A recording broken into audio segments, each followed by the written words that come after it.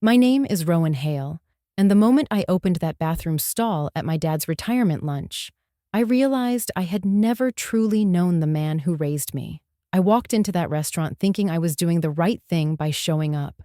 I had no idea that a single whisper from a waitress would change everything I believed about my family. When she leaned close and said, "Check the bathroom stall," she looked scared. And when I opened that door, every one of my dad's coworkers looked at me like they had been waiting for the truth to come out.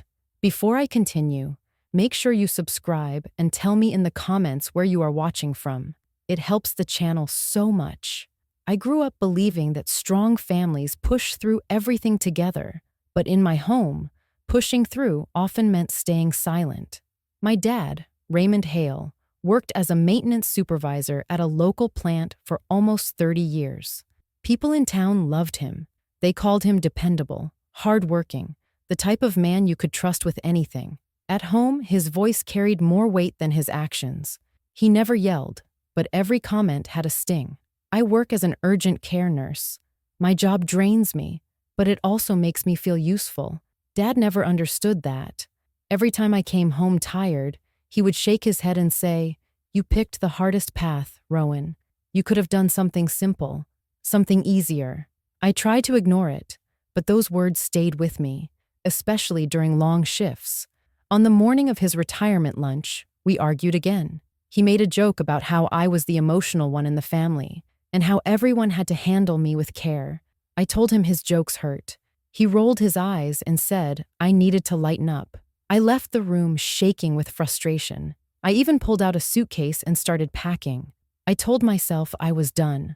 My mom, Linda, came in right as I was zipping the suitcase. She looked defeated. She asked me to stay for just one day. She kept saying, "Your dad worked so hard for this moment. He wants his family there." I wanted to protect her feelings, so I agreed. I told myself I could handle one lunch, smile for a few hours, then leave that night. When we arrived at the restaurant, everyone greeted Dad like a hero. The walls were decorated with photos of him from the plant. His coworkers clapped when he walked in. He stood taller than I had seen in years. I could tell he loved being the center of attention. I kept feeling this knot in my stomach because I knew the version of him they celebrated was not the version I grew up with. As we sat down, he started telling stories that were meant to be funny, but every one of them made me look bad. He said things like, "Rowan could never finish anything," and "Rowan always needed saving." People laughed politely. I kept pressing my nails into my palm so I wouldn't cry. My brother, Elliot, squeezed my hand under the table, like he knew I needed grounding. Something felt off. A few coworkers looked at me with uncomfortable expressions, like they knew something I didn't. And my mom kept checking the entrance, almost like she feared someone might walk in and ruin the party. Then I noticed the waitress, Mila Torres. She watched our table with a worried face. She wasn't our server, yet she walked past several times. Finally, she stopped behind me. She bent down like she was picking up a dropped napkin and whispered so quietly I almost missed it. She said, "You need to check the men's bathroom, last stall on the right. Please go right now." Her voice shook. I didn't know what I was walking into, but something in her eyes told me she wasn't joking. As soon as the waitress whispered that warning in my ear, my pulse began to hammer in a way I could feel all the way into my fingertips. I tried to steady my breathing as I sat there at the table, surrounded by people who adored my father, people who thought they knew him so well. My dad continued telling some long story about how he and his team once had to stay overnight at the plant during a storm, but I could not hear the words anymore.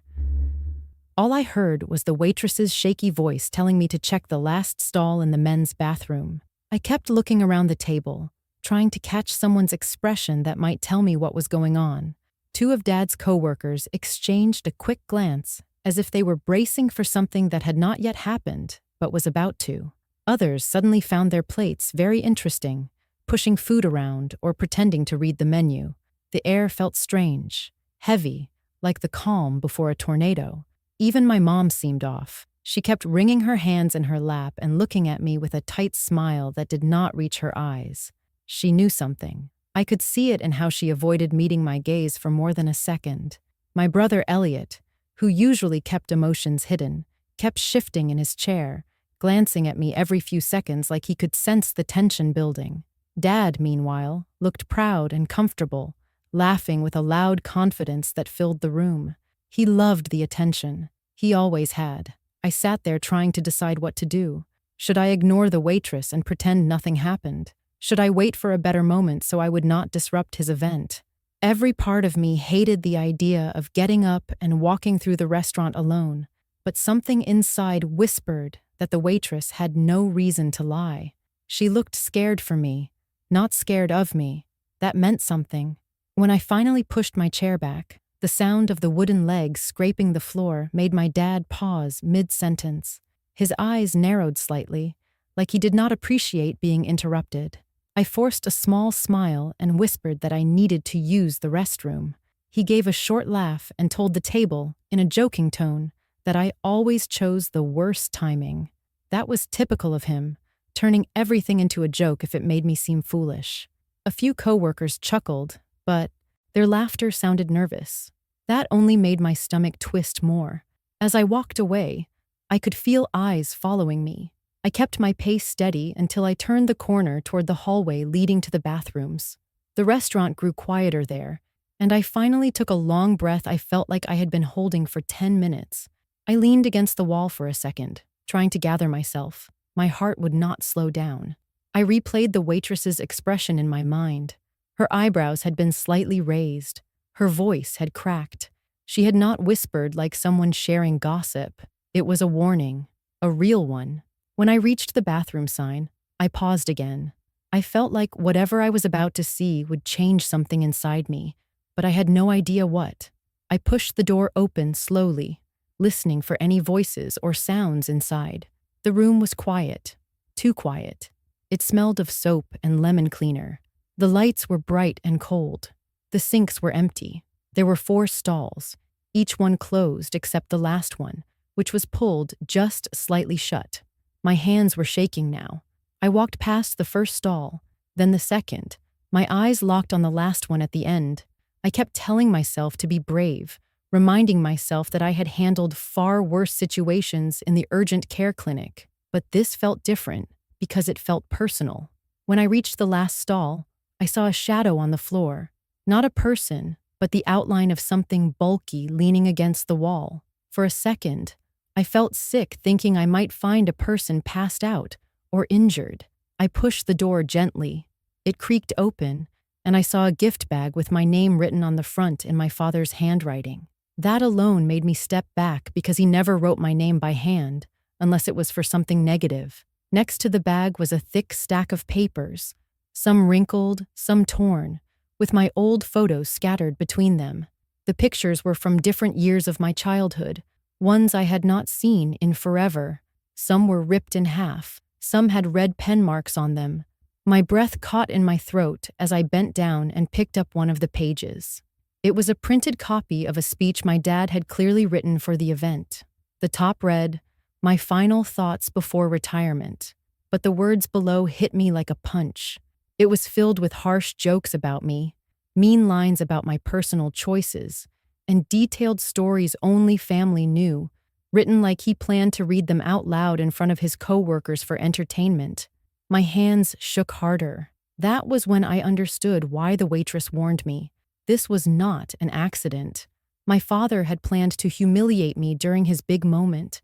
When the waitress whispered that warning to me, everything inside me tightened at once, like my body understood the danger before my mind did.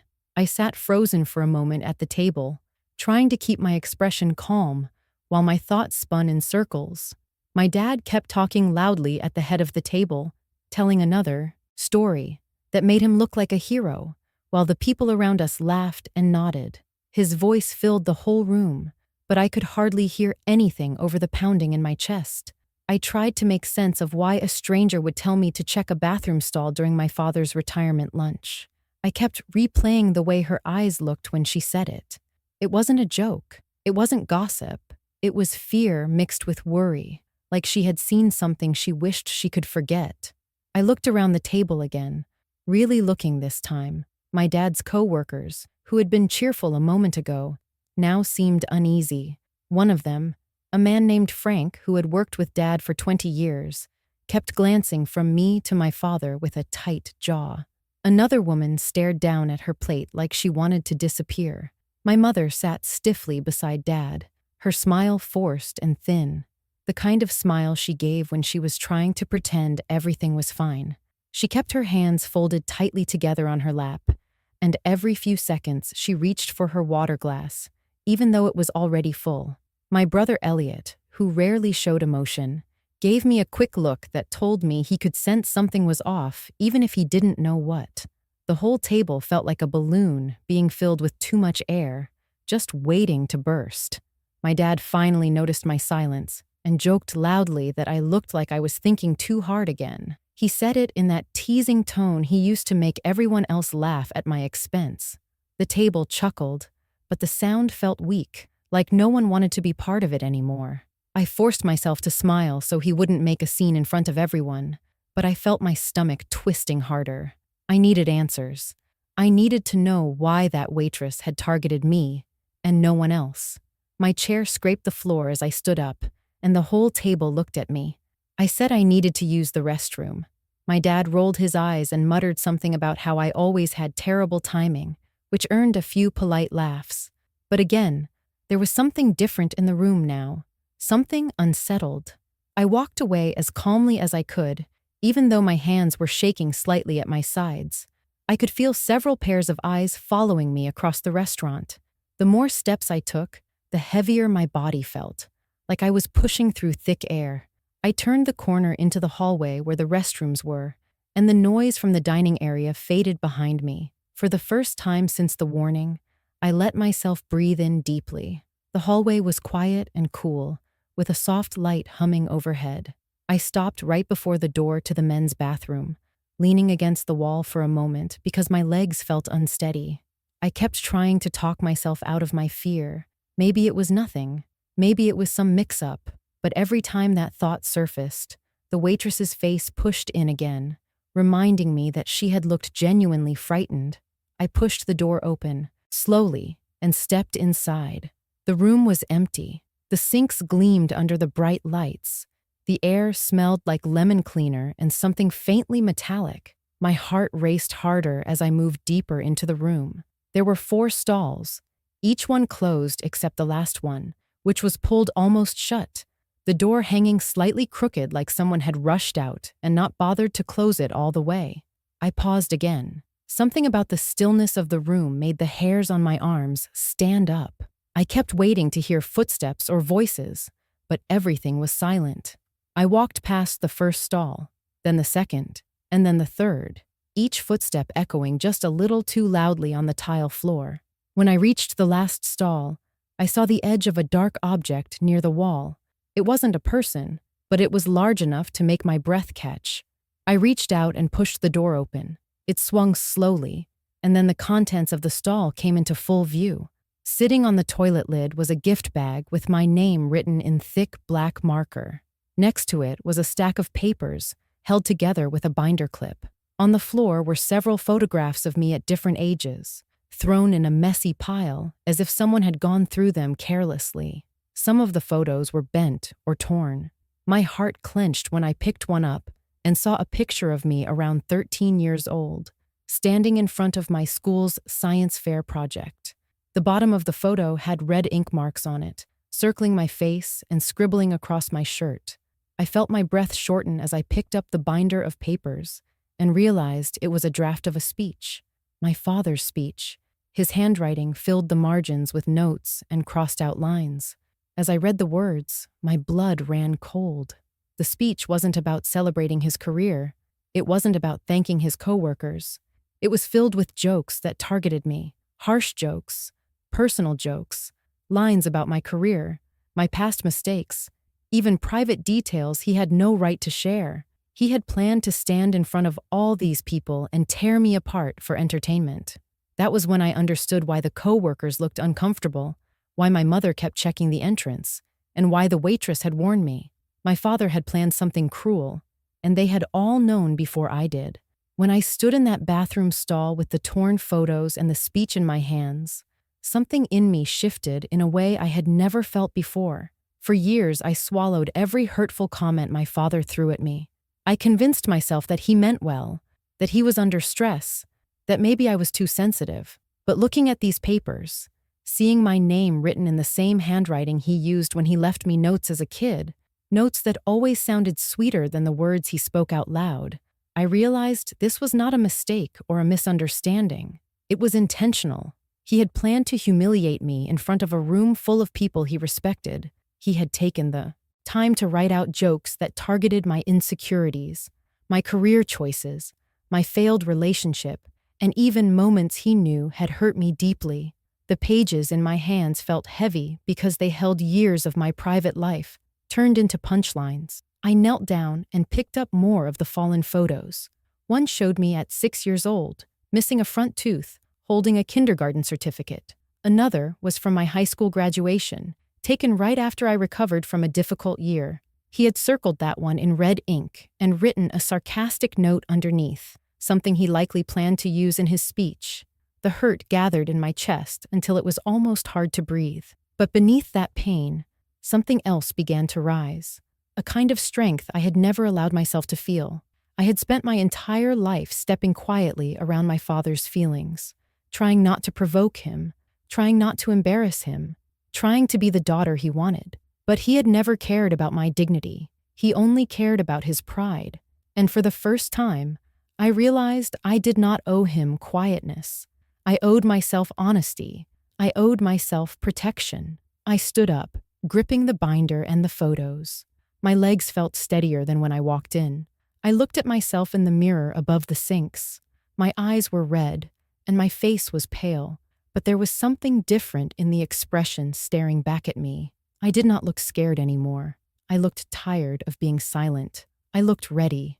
As I walked back toward the dining room, the hallway felt longer than before. Each step felt like I was shedding the weight of old habits. The folder pressed against my chest, and the photos rustled softly against each other. By the time I reached the corner that opened into the restaurant, I could already hear my father's voice. He had started telling a story again, probably filling the time until I returned. When I stepped into the room, he looked up with a wide, confident smile, expecting me to take my seat quietly like I always did.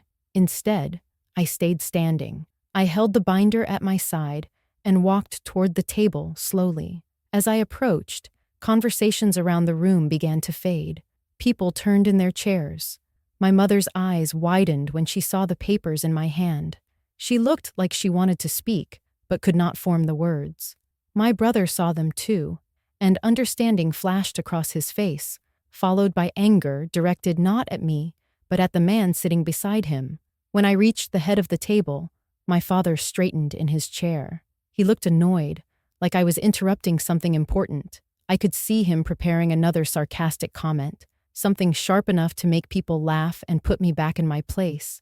But before he could open his mouth, I placed the binder on the table in front of him. The cover landed with a soft thud that seemed to echo louder than it should have. Everyone stared at it. My father looked down, then back up at me, his face tightening as realization began to crawl across his expression. I kept my voice steady as I said that I had found something he forgot to take with him. I told him I had read every word. He opened the binder slowly, and I watched the color drain from his face. He flipped to the second page, then the third, like he was hoping it was some kind of mistake. My mother brought her hand to her mouth. A few coworkers leaned forward, seeing enough of the text on the pages to know it was not a retirement speech.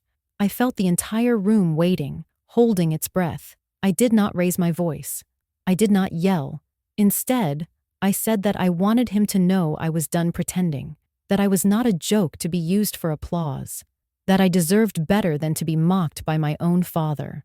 The silence was so complete it felt solid. My father sat frozen, unable to hide behind charm or excuses. For the first time in my life, I saw him without the power he always carried. And in that moment, I knew that whatever happened next, everything had already changed. I had taken the step I never believed I could take. I had chosen myself. The moment the binder hit the table, a heavy stillness swept across the room. as if every person present instinctively understood that something irreversible had begun. My father stared at the stack of papers like he did not recognize his own handwriting, though I could see from the tightening of his jaw that he knew exactly what I had found. He lifted the first page with trembling fingers, and as he read the sentences he had written about me, his entire expression collapsed into a mixture of shock and anger. He looked up at me, expecting me to back down the way I always had when confronted, but I stayed standing. I kept my shoulders steady and refused to look away. For the first time in my life, he could not intimidate me with the weight of his silence. All around us, his coworkers leaned in closer. A few exchanged looks that confirmed they had already seen parts of this speech. A couple of them looked ashamed. One man shook his head slowly, like he had always suspected something deeper lay beneath Dad's confident surface. My mother pressed a trembling hand against her chest, whispering his name under her breath. She seemed torn between wanting to protect him and wanting to finally acknowledge what I had lived with for years. My brother Elliot stood beside me now with his arms crossed, his posture tense and protective. I felt the smallest wave of support through his presence, and it steadied me in a way I desperately needed. My father slammed the binder shut and said in a harsh voice that I had misread the whole thing. He claimed the speech was supposed to be funny, an exaggeration, nothing more than a harmless joke. His voice was loud enough to be heard by other tables. Some people turned to stare. He said I was overreacting and making a scene to embarrass him on his big day. I let him finish speaking, even as anger rose from him in sharp waves. When he paused, waiting for me to respond, I leaned forward and picked up one of the torn photos from the table. It was the picture of me standing at 13 with my science fair ribbon. I held it up so he could see the red pen circling my face. I asked him if it was also a harmless joke to rewrite my childhood memories, so he could score a laugh from people who had no idea how much those experiences meant to me. He opened his mouth, but no words came out. For once, his confidence slipped entirely. His coworkers stared at him with wide, disappointed eyes. A woman who sat across from him asked quietly why he would write something like that about his own daughter. The question hung in the air like a weight neither of us could escape. Instead of answering, my father turned toward my mother, as if climbing out of the hole he dug required her support. He reached for her hand, but she pulled it back. Her eyes filled with tears, as she said she had not known the details of the speech, but that she had known something was wrong for a long time. Her voice cracked as she told him she had begged him not to read it. He responded sharply, saying she should not have interfered. His coworkers exchanged more uncertain glances. They were seeing a version of my father that did not match the image he spent decades building. They watched as his calm mask broke apart, as years of control slipped away in front of the one person he had counted on to remain silent forever. I realized then that they were not just shocked by his words. They were shocked by the way he reacted to being exposed. I took a deep breath and placed the binder in front of him again. I told him that this was not about ruining his day or drawing attention away from his achievements. It was about letting him know that he could not continue to diminish me, to make himself feel larger. I reminded him that family is meant to protect, not perform cruelty. I told him that I had always hoped one day he would see me as a person deserving of respect, rather than a character in one of his stories. My voice was steady, even though my heart was pounding so hard it felt like it was echoing inside my ribs. The room was painfully quiet as I finished speaking. My father looked around at the faces he had expected to impress. Instead of admiration, he saw discomfort. He saw judgment. Most importantly, he saw people turning away from him. His pride had always been his shield, but now it cracked right in front of us. He pushed his chair back abruptly and stood up. For a moment, I thought he might continue arguing, but instead he walked away from the table without another word, leaving his untouched plate behind. The sound of his footsteps faded as he disappeared down the hallway, moving fast as if the room itself had become unbearable for him. When he was gone, I felt the tension in my chest loosen. My mother began to cry quietly, apologizing to me in a way she never had before. Elliot placed a hand on my shoulder and whispered that I did the right thing. Several coworkers approached me, some offering quiet support, and others apologizing for laughing at jokes they now understood were not jokes at all. The truth had finally been spoken out loud, and as painful as it was to expose everything in public, something inside me felt light for the first time in years. I had finally stopped protecting the person who never protected me. After my father walked out of the restaurant, the room slowly began to breathe again, like everyone had been holding in a breath they were afraid to release. People returned to their conversations in awkward whispers, unsure how to act after witnessing such a personal moment explode in front of them. I stayed standing for a moment because I needed time for my mind to settle. My body felt lighter, yet shaky, like I had stepped off a cliff, but somehow landed safely for the first time in my life. My mother reached for my hand with trembling fingers and whispered that she was sorry, not just for what happened today, but for all the times she had watched him belittle me and stayed silent. Hearing her say that hurt more than I expected, because I had convinced myself for years that she simply did not see how deep the wounds went.